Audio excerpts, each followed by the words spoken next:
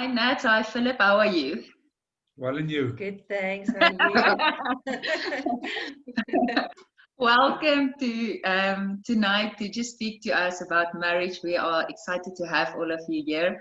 And I think, Gerrit, maybe you can just pray for us before we start. Right. Lord Jesus, we just thank you for your presence and your grace on our lives. We thank you, Lord, that you're always with us, leading us in your wisdom. I pray, Lord Jesus, that tonight's discussion will just bring clarity and light and wisdom to people's lives. And I pray that it will be of great help to people watching this in Jesus' name. Amen. Amen. Amen. Okay. Ek het nou gedink toe ons bid met 'n goue sluk. I thought when we were praying I need to take a sip of my coffee, but then I remember it's being recorded. So You're welcome to sip your coffee at any time. So tell me, Philip, Natalie, what makes your marriage work? What is the key component, would you say? I think I'll start. I think just being able to talk things through. So I think if I'm upset about something, or if Philip's upset about something, we both would immediately know it. So we'd rather address it than just leave it to simmer for days and days and days. And even though we might harp on it, or I might harp on it and say to him, what's wrong, let's speak it out.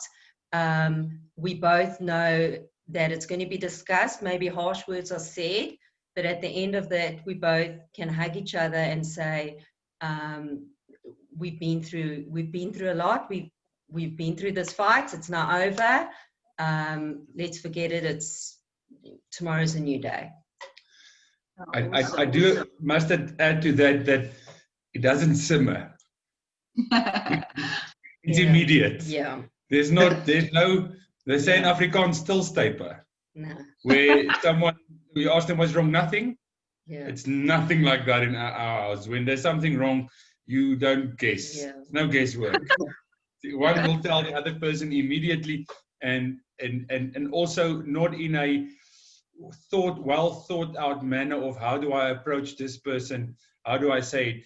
We say it exactly as it is, and it gets resolved as it is, and then I do think hardly ever more than an hour, and we both moved on. Yeah. So it really seems. Yeah. So it really seems like you guys are very honest with each other, and also that you forgive easily. Yeah, I think it's important, because I think if you harp on what's happened, and it's easy to always bring that up, and there might always be a sensitive spot or something. So in a moment of anger, you might bring that up. But I think then we both cover it, and we both speak again about it, because we know that we're here to last. There's not a thing of we're not going to make it.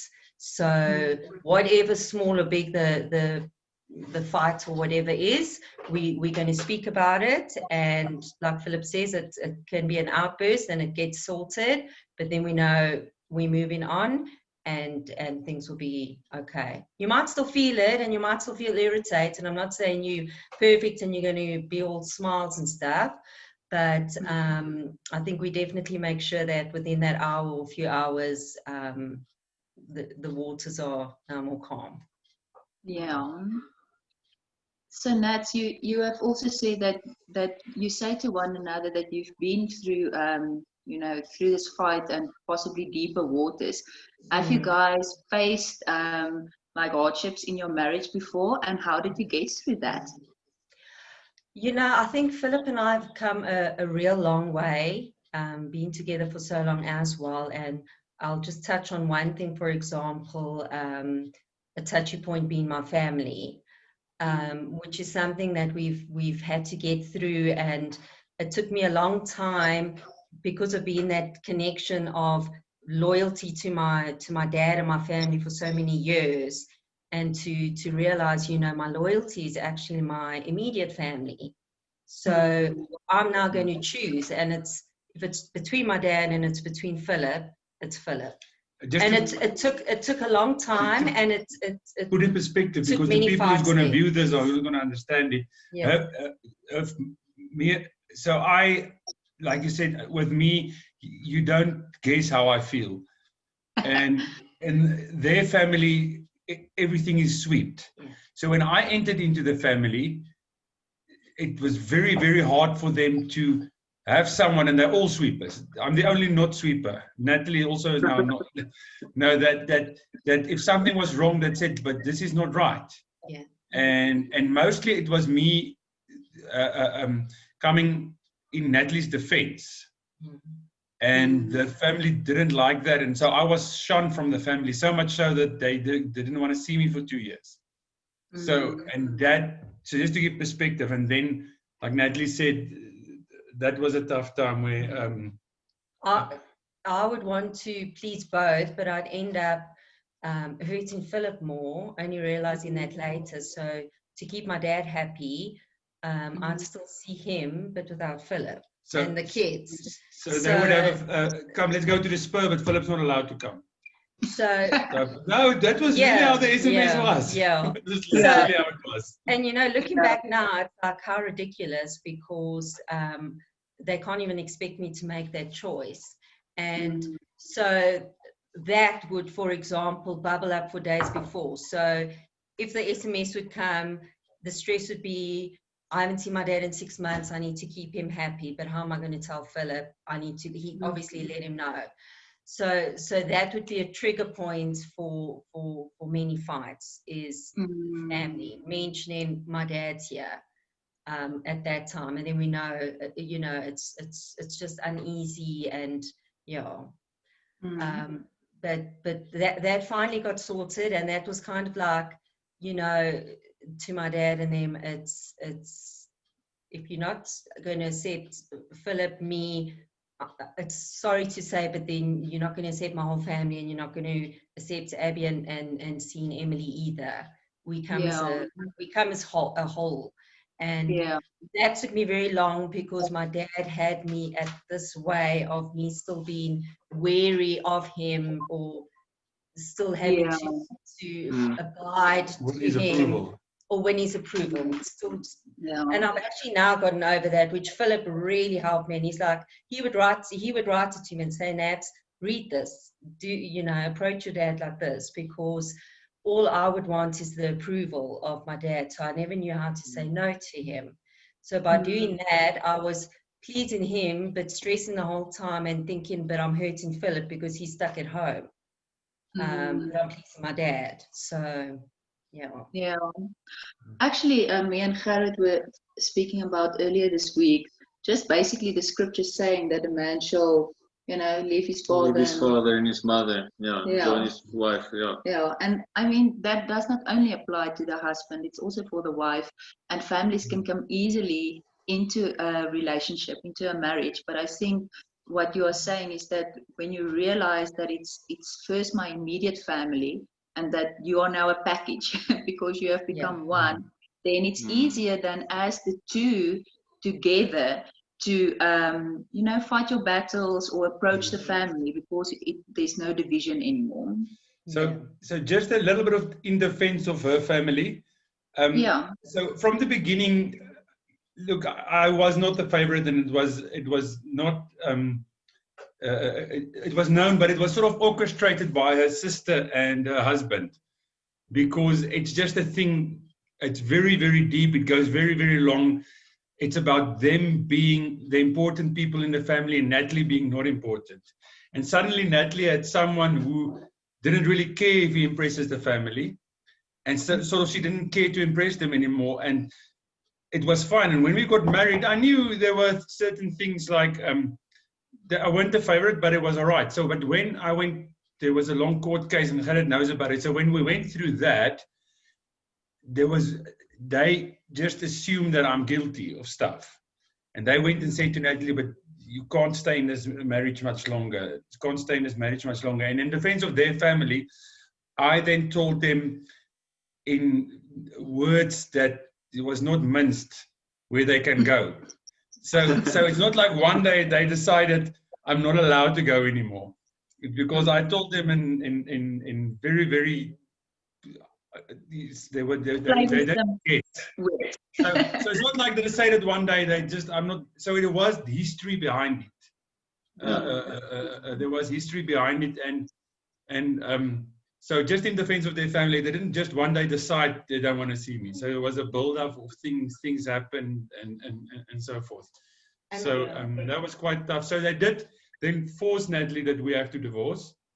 They literally forced her. And got me a new place close to them to have that I had to pay. That Philip had to pay. That I had to live 5 minutes away. Yeah, so it was just that control of just not being able to sort things out between us. And I know, as much as he's my dad and I love him, that's my dad. That's how my dad does things. That's how he controls it. So we need to fix a problem. We're not going to speak about it. This happened. I don't like it. The best thing for you is not to be married to Philip. You will move here. I found you a place. And this and this and this is in place. So he kind of doesn't even give you a chance to explain or to say, but I need to sort it out with Philip. It was orchestrated by him. And then it's not spoken about. He does not want to then, he doesn't want then the confrontation. And that's when Philip would come in and set it straight and say, my dad's name's Clyde. He'd say, Clyde, but this and this and this is not right. It's not happening with my family. And my dad, no one ever says that to him, because he's a really nice guy, but you just don't do that. You don't do confrontation with him. So Philip taught me how to be strong and to stand up to my sister, to my dad. There's been a few months of not speaking to them, and it's not been ugly, but it's just been, Nat, you not the black sheep. You've got a voice in your family. You've got what you feel and what you believe in, and you're allowed to speak that, and you're allowed to say what you feel. And because of Philip making me strong and always seeing me in tears and being so upset about my dad and my sister, he would say, I can't take you seeing you like this. He's open with his family, where mine's the complete opposite. Yeah. So he really guided me in saying, Nat, don't beat around the bush. You want to say one thing to your dad. Stop meddling. You say everything but that. Yeah. So that's where Philip really guided me and said, say it as it is. If he doesn't like it. Yeah.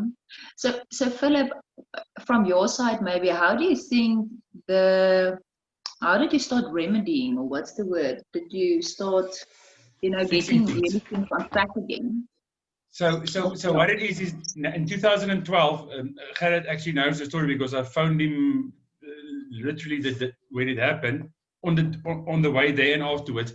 So Nathalie said to her dad that she chooses her family and not his family, and therefore until he chooses her family, he's welcome to visit us always, but she's not going to go wherever he wants. It's either the package or not. So he then realized, so he said, okay, she said to him, then phone Philip. And he phoned me, and we met at a coffee shop. And what I've learned through the years is to not try not. You don't always get it.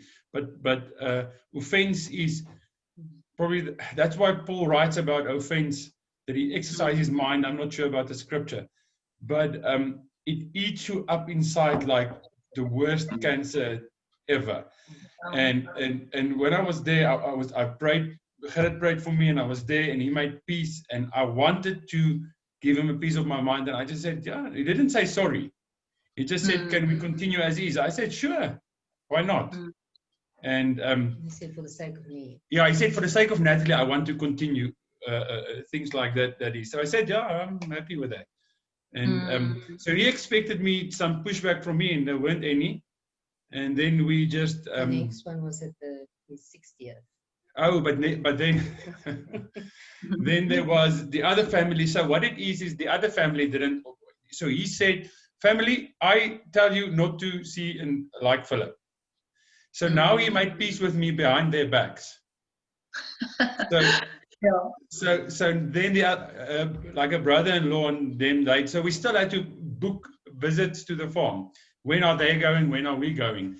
So her sister and her sister, this is actually a miracle that happened here. So her sister and dad conspired behind everyone to get a family together so he can have his 60th 2 months later. So Philip and my sister's husband that hadn't spoken in 6 years? That was 7 years. 7 years? Yeah. Could actually see each other We at saw the each other 60th, for the first time. For the first time. Before the 60th, so we won't. They didn't know. So we arrived, he didn't know, I didn't know. And then he went on and it was so uncomfortable. I mean, it was right back to no one speaking to me again. I'm sitting at the dinner table. It is so uncomfortable. And the next day, I went to God and said, God, what do we do here? And he said, make it right. So the next step, what I did is I said to Nicola, her sister, just call a family meeting. And then I went into the room. But I told Gerrit this. I was so cross.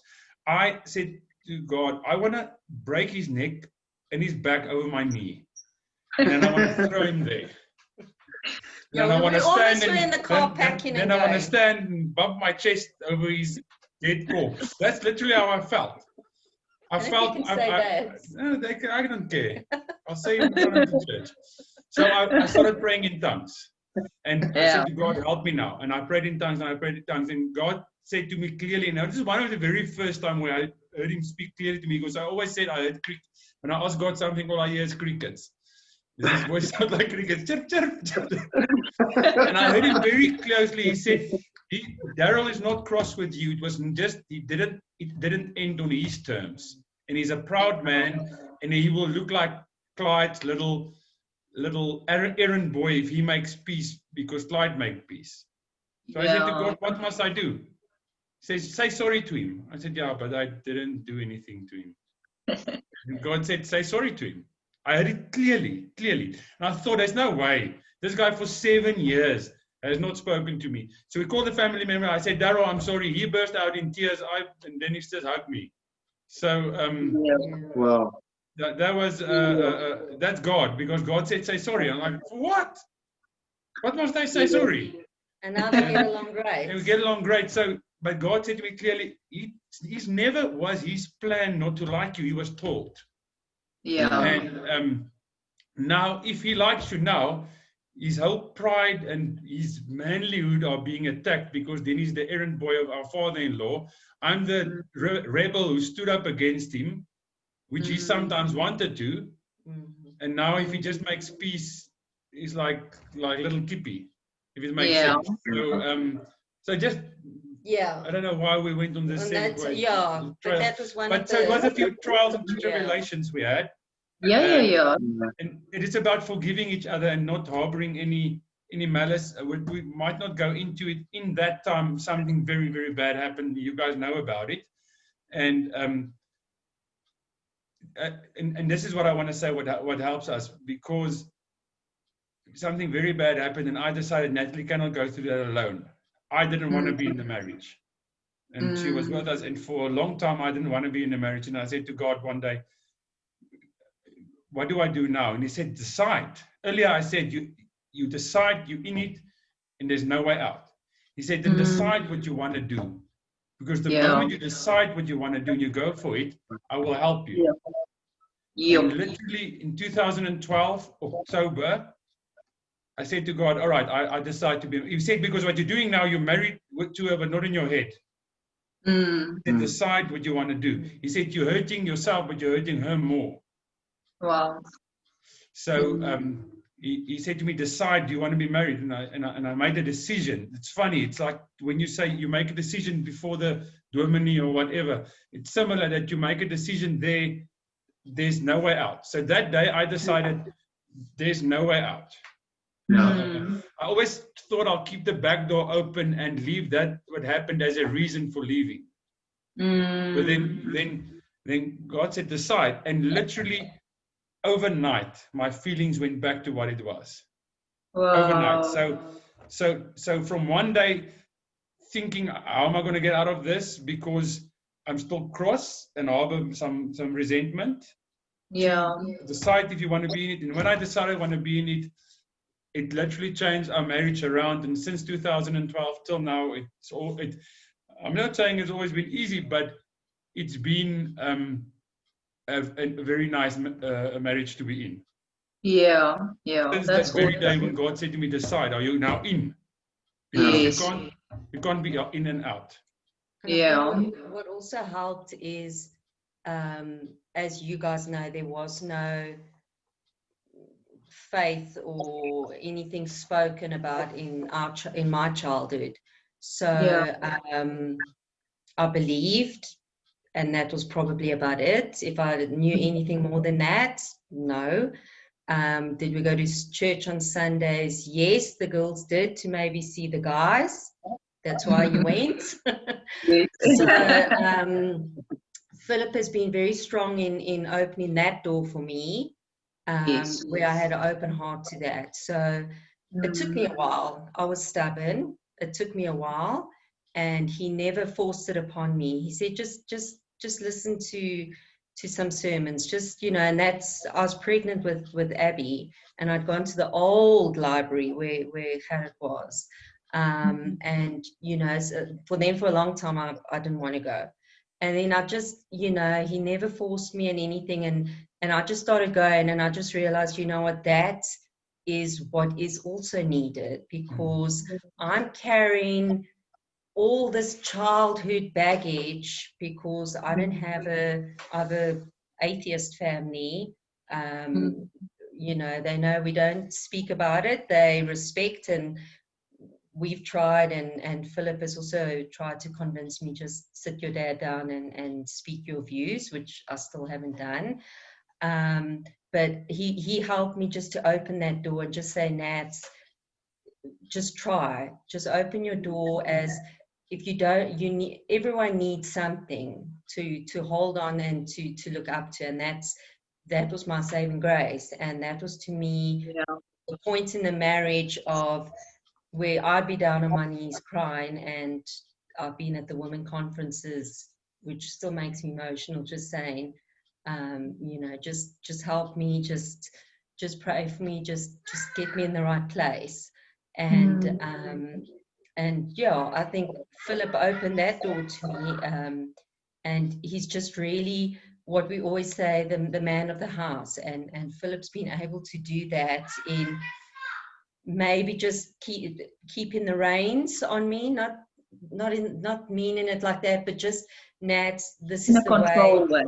But just healthy. This is the best way, and we need to now to decide on not to do these bad habits. We need to, you know, and just things like that. And he's been the one that's taken that lead, which is great. And I've never been forced. It's taken me a while, but then I've gone with it, and I've seen it's the right way, and it's the way that I needed to go.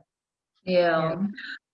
I don't know if you want to jump in here. I also have a few thoughts. You mentioned when your heart started opening up to faith and to the Lord.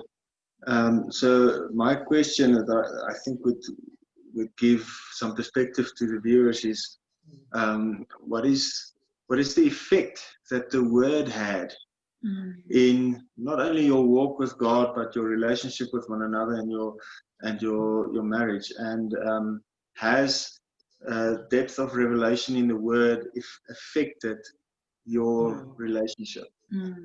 I think it definitely has, because before the time, going through the divorce and everything, I didn't have God then in my life. So I didn't have anyone I didn't have anything to hold on or to reach out to. So when my faith opened up, and Philip always says to me, Naz, you're so lucky that you went with this open heart of not knowing anything, because he had known of the law and everything, and I didn't have any of that. So to me, just going through it and being there more and more present and wanting more made me realize that I cannot be on any journey alone. I cannot do my marriage without God. I cannot do having the kids and raising them without God being present.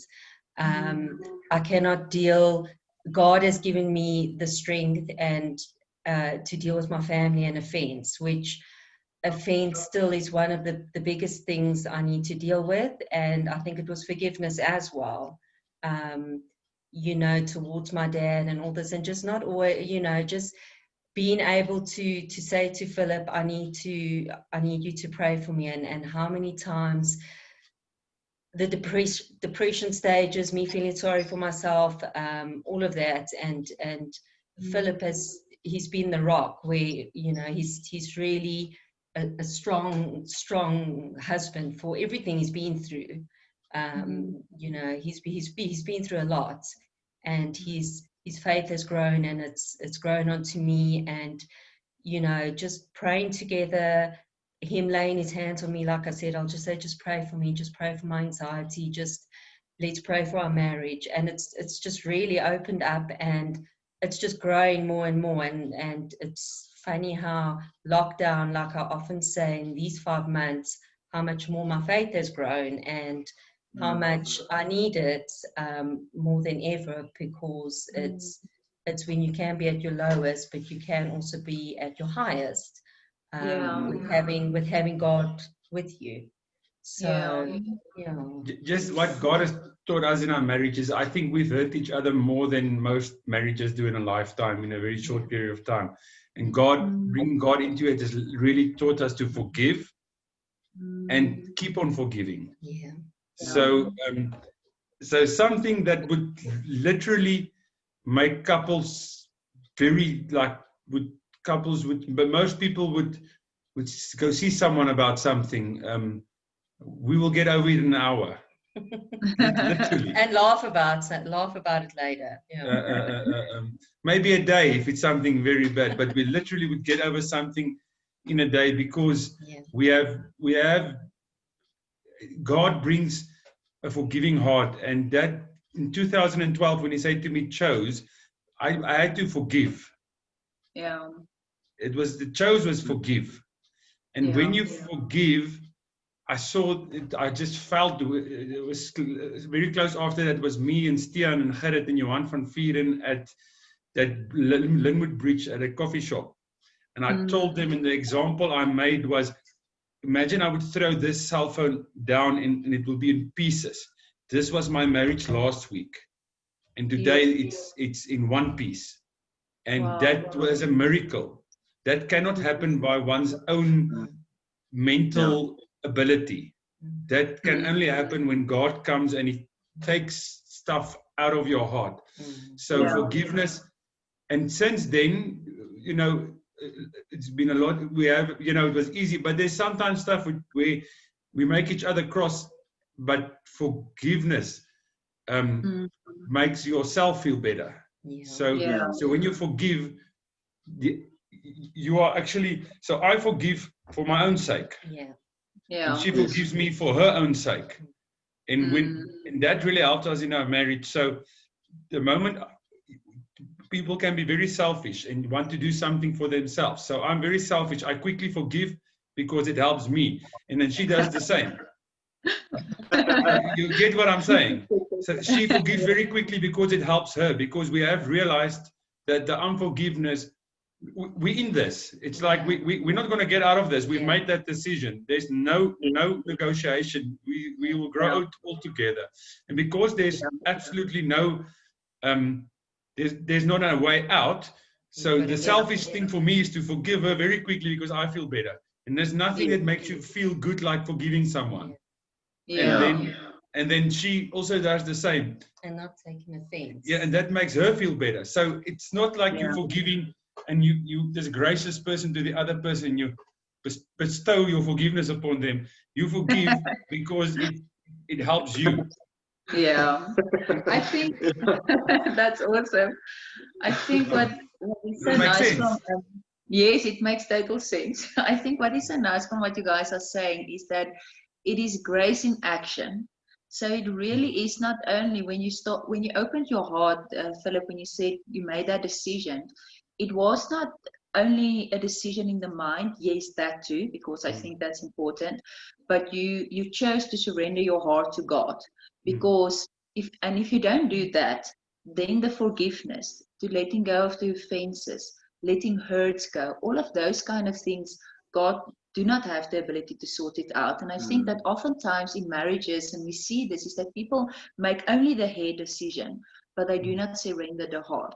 And you have to do both for it to work in the end, because it has to be a work of the Spirit, especially like you said, if it was in such pieces, maybe if there's a few broken things, in the flesh, people can work out something. It's not a nice marriage, it's not God-filled and joy and Spirit-filled, but they can make it work. But only when you really truly surrender the heart, make that decision, can a marriage be Spirit-filled. Like the marriage, it's your walk with God together.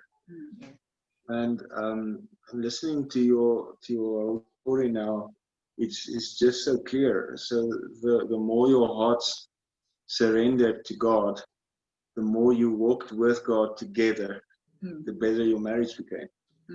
And I think that's the thing. It's not Philip and his relationship with God and Nathalie and her relationship with God, though it is there, but it crosses over. It's both of you together receiving God and ministering the word also to one another, because the word, I think the strongest thing of the word that I can see coming through here is forgiveness, receiving forgiveness, but ministering forgiveness. And so it's that surrender to the word that I think just helps people to come together. Is that how you see it? Does that resonate with you? Yes. I think it really does, because I think, how would a marriage work if one doesn't have God in their life and one does?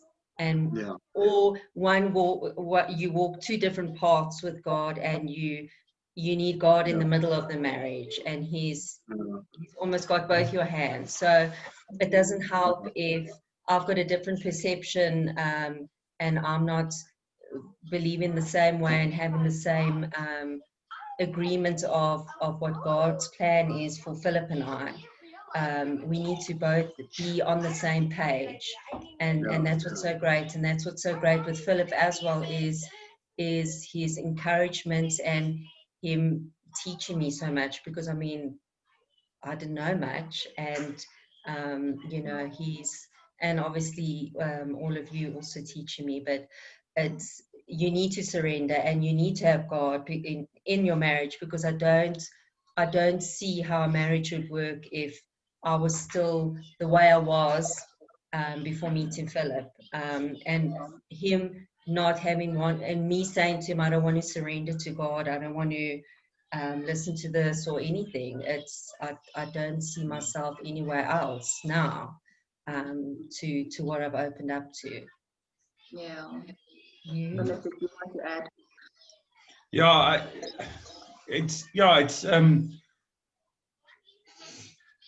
It's not like we have arrived.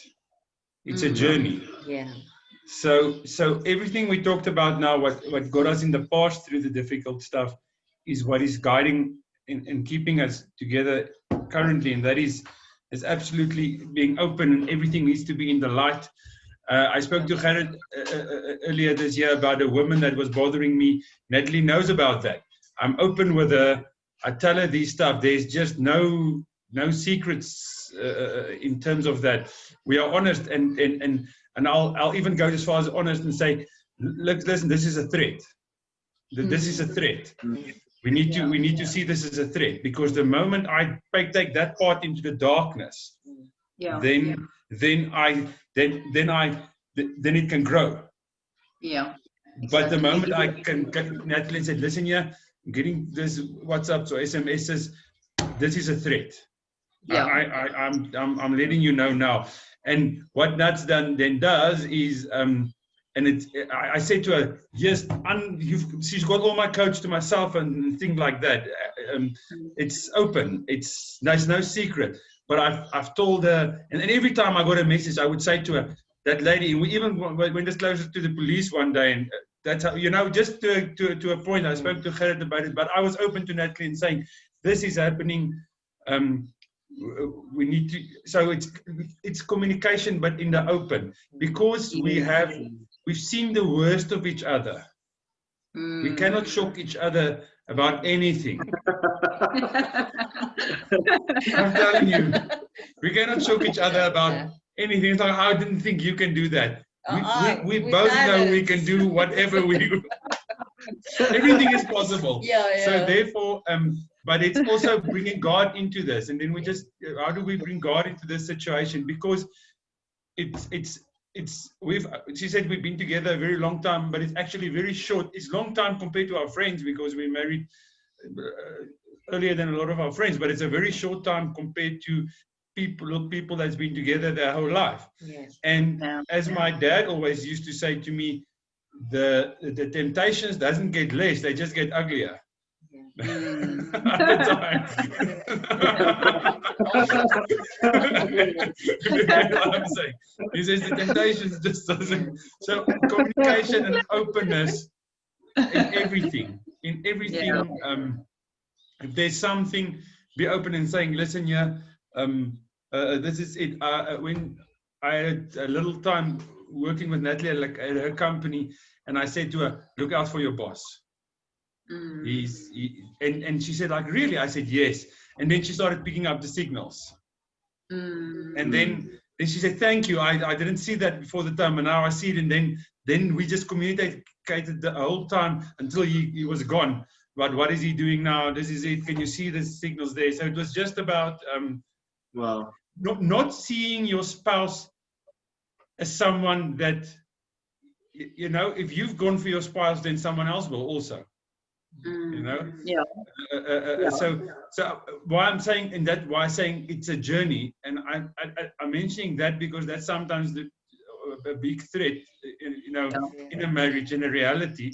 So God needs to be in everything. That's why I brought this an example, because it was a recent example. And God needs to be in every little detail of your life, and when in your marriage, and the communication between you and God and your wife needs to be in the same WhatsApp group.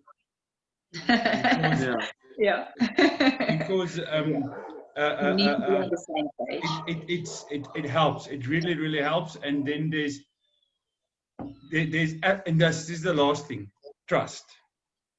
Absolute trust. So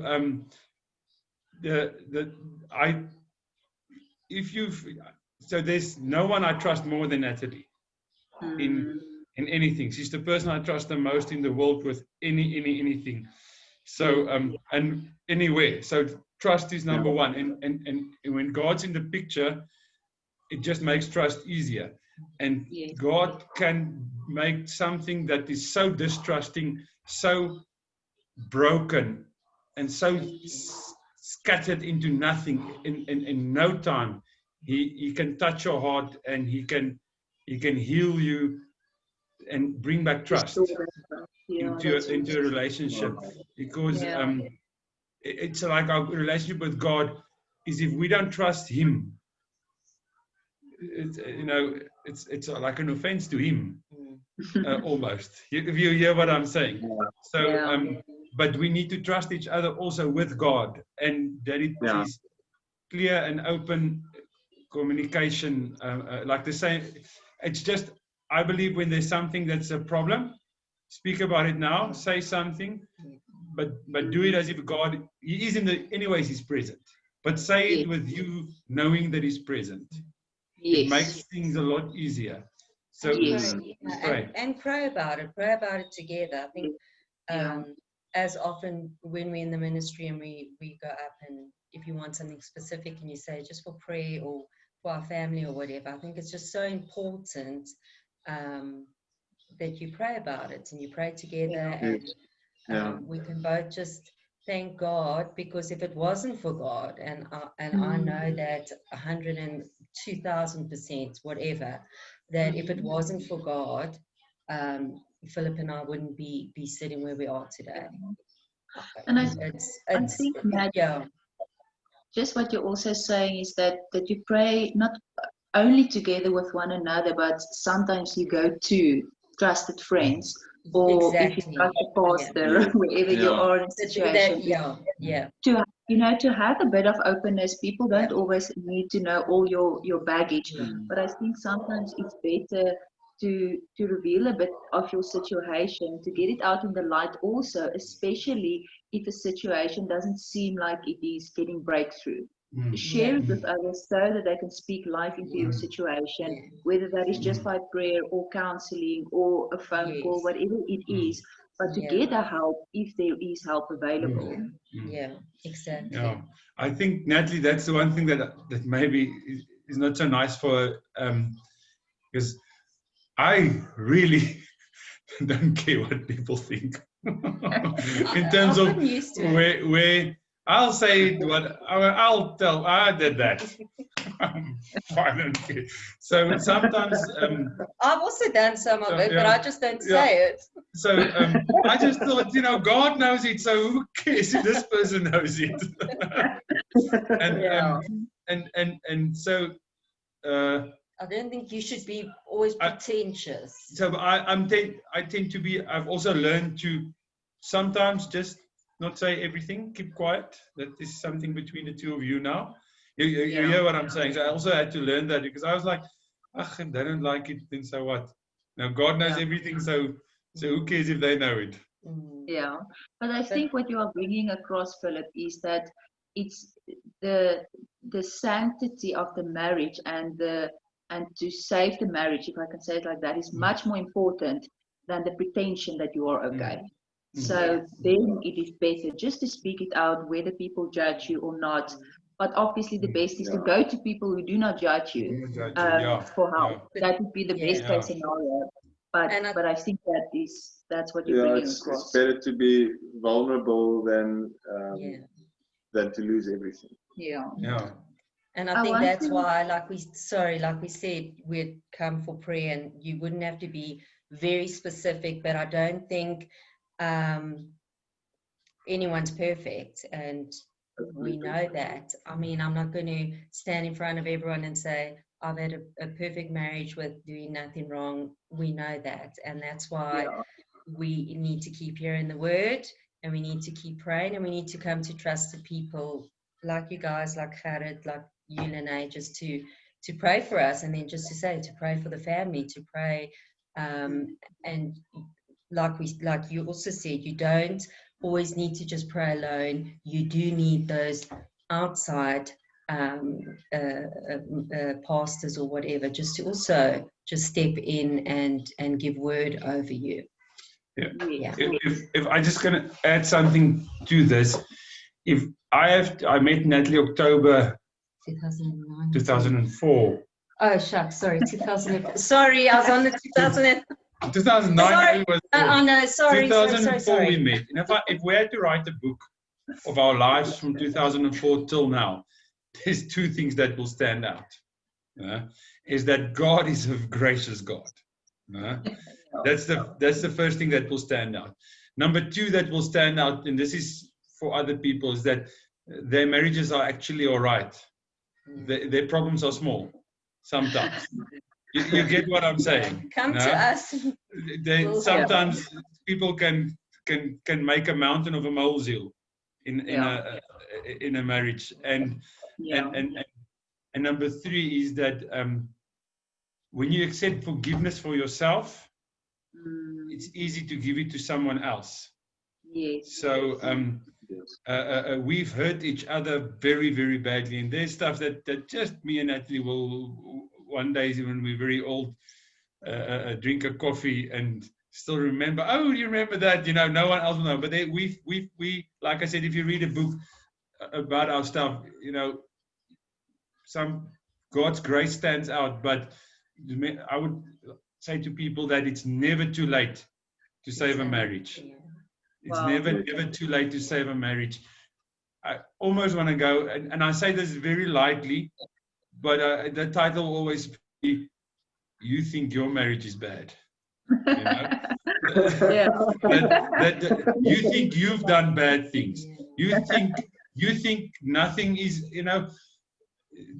There's sometimes you feel the world can't continue. This is how bad the situation is that I am in, and God clears away every single time.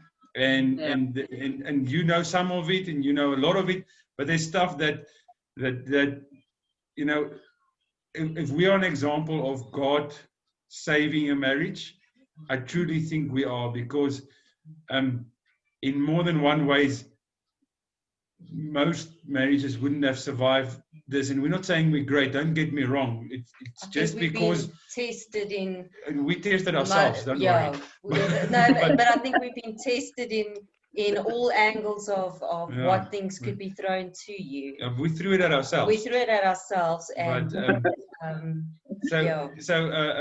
imagine this, no? Two people, the kids, that have a drinking problem and a drug abuse problem, being married. Yeah. Just to give you an insight of how our marriage started. Yeah. People talk about their married night. I can't remember mine. I do. so just to Is it best to not remember or to remember? That's I do remember. No, I do remember. It was an awesome night. but like I said, if you put that concoction together, and then I was a child of God, and I knew I was a child of God. But like I said, my journey with God was it took a while for the stuff to get removed. Because then you still have to, after that, that's how we knew each other, and that's how we communicated. So now we took the step of Philip being the one again taking the lead. Nat, we've got a problem. We need to do this, and God is the answer. And I think I attended 2 AA meetings, and they said that's the only way you can stop drinking and have a higher power. So I have a higher power. I don't need any books. Cold turkey. There you go. Done it through God. And Philip was like, Nat, this is what we do, what we need to do, and that's when, as well, God really stepped into my life. Just to tell you how that was 5 years into our marriage. Yeah. Abby was born already. Yeah. I think. Give you an idea. Yeah, I think what you guys are saying tonight is that literally, right about almost anything or everything on the books that could give you reason for divorce you've been through. But God has really just been faithful, and I think you guys are just like such a beautiful example of the grace of God in action. So I don't know if you want to say something here, but I have one quick last question if you didn't want to. Well, I've known you guys for many years. How many years now? Close to 10, maybe. I met 2010, yes. I've known you. I've met you once or twice, but we've known each other since 2010 April. Yeah. I met you when Abigail was still pregnant with Abby. No. Yeah, you met him then, yes. I mean, but I didn't know you then. I just gone to a service. Yeah. It was October 2008 when you met him. You probably remember what Gerrit was wearing. No.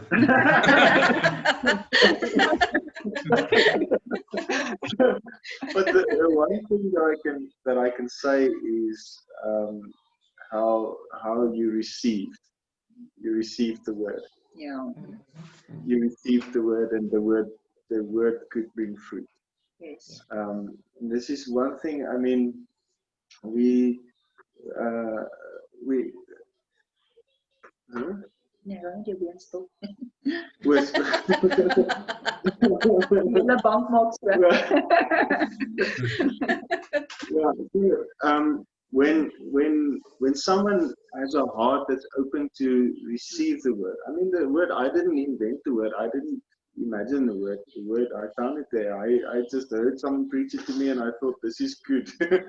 So, but the word does something when we receive it, and this is something that I see with you is you have an openness to receive the word. You have a hunger for the word, and you have a humility towards God to receive it. Yeah. And I think that's the big thing that brings change, is when people have an open heart to receive the word. Yeah, definitely. Yeah. So Philip and Nat, we don't have lots of time left. I just want to ask a last question. What did you do, or how did you keep at this when children came into the picture? Sure. I think in both cases Luckily, it was children made it a lot more difficult. Yeah. So but I think Abby was the toughest because we were in the biggest hole. Yeah. So the distraction wasn't Abby. Mm, It was maybe the one thing we held on to both. yeah. So, but when Emily came along, it was literally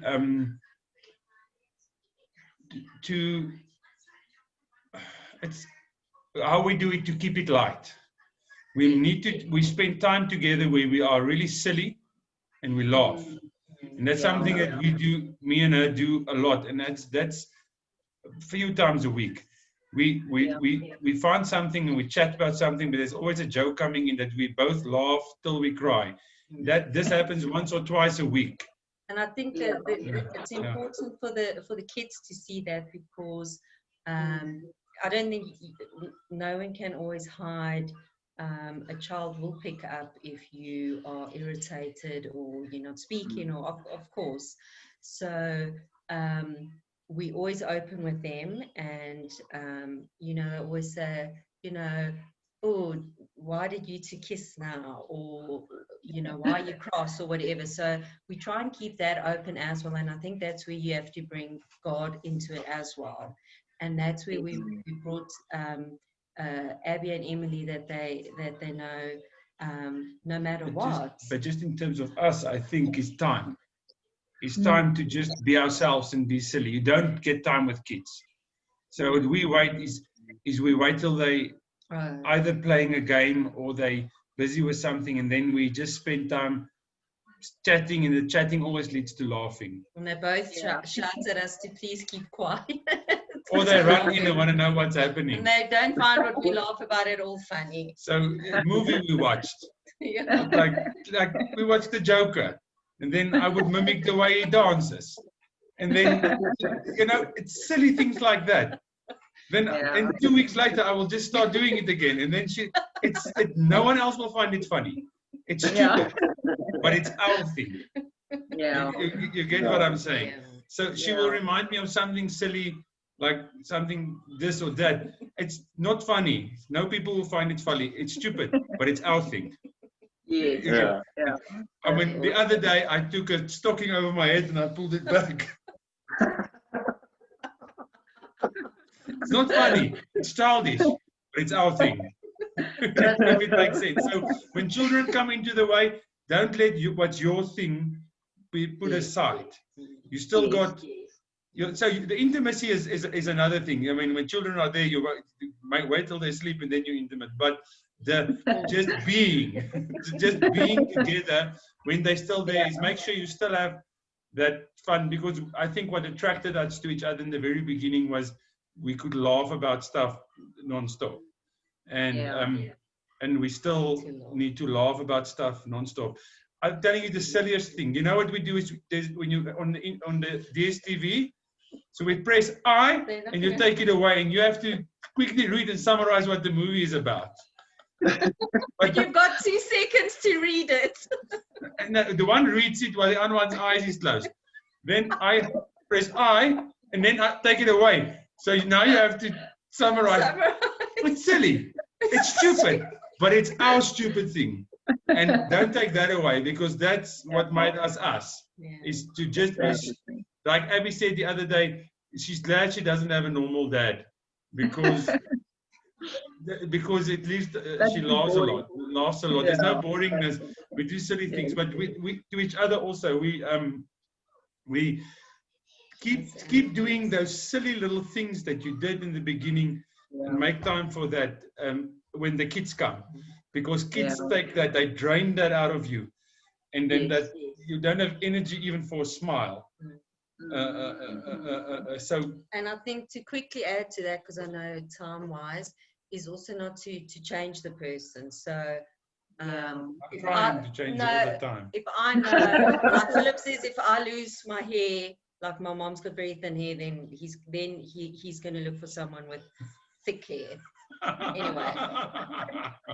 Anyway, but so my thing is that I know he's not romantic. I'm not going to get I only got flowers in my entire life when I was pregnant, sent to work once. So whenever being sitting at work and all these flowers come in, no, not a chance, it won't be me. And that's what I said. You know, Philip's not going to write me a poem or go now and go sing on the guitar for me. I'd look at him and think, say, what are you doing? So I think you've also got to remember not, yeah, I'd be like, are you going to kumbaya or what? So I think you've got to just remember that you're not going to change that, but you're also going to try and show an interest in something that he really enjoys, like rugby, which I really started showing that. And one great common interest is our love of God and our love of listening to sermons, and we're both listening with our headphones on, and I'm like listening to Hallelujah and he's listening to Oceans or whatever, or the bush life. Yeah, so I mean it's different taste, but we're still doing it together. So I don't think you can't accept each other, you can't change. I can't make him now romantic. I'm not either a romantic or a touchy person in company or whatever. But just try and show sometimes that interest of that person. Even if it's okay, Formula One's pushing it. No, I don't like that. Golf or Formula One's pushing it. Unless I can drive the golf cart around, but yeah. So Awesome, thank you guys. I don't know if it was what you were thinking, but if it served the purpose. Absolutely. Definitely. I think what I enjoy so much about our conversation tonight is that you are just real, but it's also real life, you know, like it's things that we see people struggling with all the time. It's the type of prayer request that we get all the time. And it just feels to me like you guys have seen victory in so many areas. And even though you acknowledge that this is still a journey, is that you have already seen so much fruit. That this is really amazing. So thank you so much, and thank you for sharing, you know, your family story also in depth, because this is something that I think often people do not talk about, but it is such a big issue in marriages. Often, you know, the skoon family, skoon ma, skoon pa, and you know, and I like the approach that you had, and you know, every marriage has to find their own approach, but the two together is better than having to face it alone.